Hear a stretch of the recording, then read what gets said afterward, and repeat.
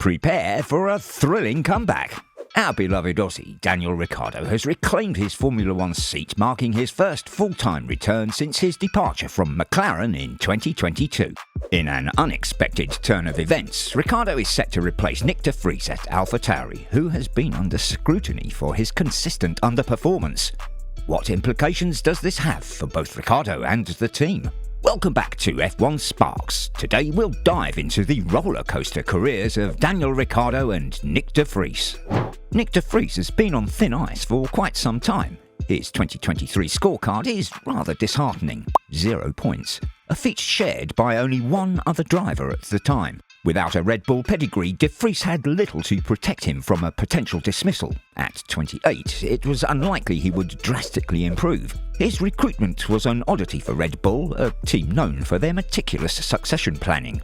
In the reality of the matter, Red Bull found themselves needing a quick fix. Their first pick, Colton Herta, was ruled out by the FIA, and de Vries' impressive performance with Williams at Monza rocketed him to the top of Helmut Marko's replacement list. Marko's recent comments indicated that de Vries' departure was imminent, leaving us to speculate on his successor.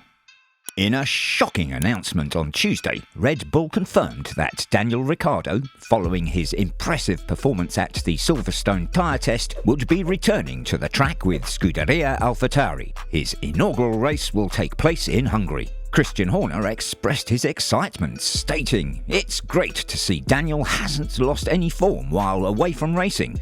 His times during the tyre test were extremely competitive. We're excited to see what the rest of the season brings for Daniel at Scuderia AlphaTauri."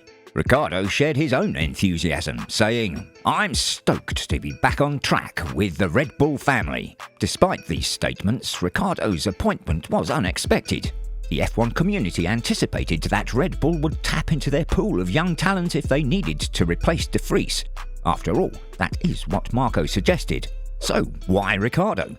Christian Horner, a known Ricciardo enthusiast, might have been a significant advocate for his return. However, this decision isn't without potential consequences for AlphaTauri and beyond.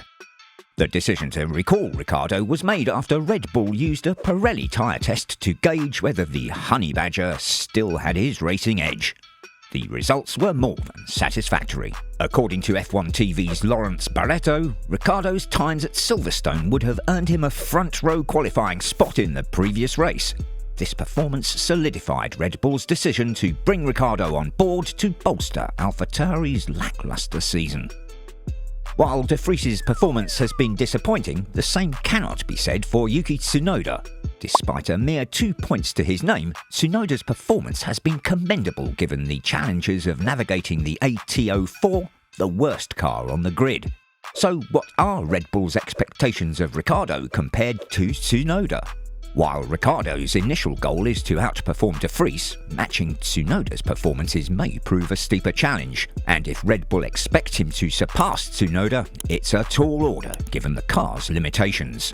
The remainder of the 2023 season could serve as an audition for both drivers, with the coveted Red Bull seat as the prize. Red Bull has made it clear that they view Ricciardo's move as a loan, indicating his potential future return to the Milton Keynes outfit.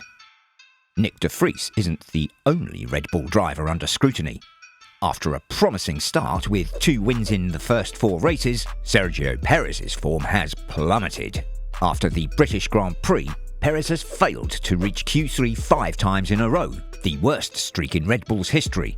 His title challenge is over, with Max Verstappen leading by 99 points, and despite being the driver second in the overall standings, Perez's performance remains to be inconsistent with the level expected from drivers wearing the Red Bull badge. The looming question now is, what does the future hold for Perez?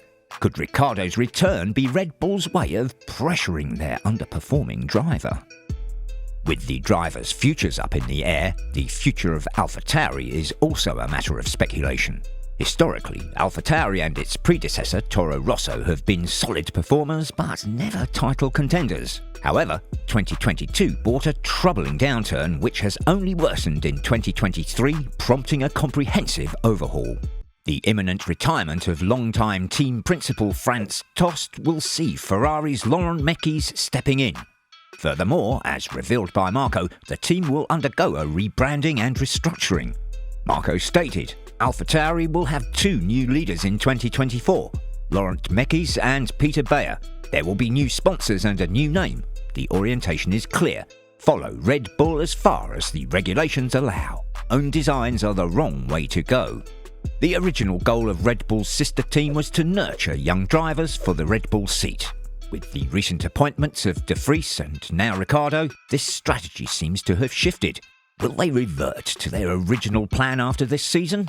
Liam Lawson and Ayuma Iwasa are the prime contenders for a potential 2024 F1 seat. And there you have it. Daniel Ricciardo's unexpected F1 comeback is the hot topic in the racing world. Let us know your thoughts on how well he will perform in the comments below. And remember to subscribe to F1 Sparks so you will never miss an update in this thrilling world of Formula One.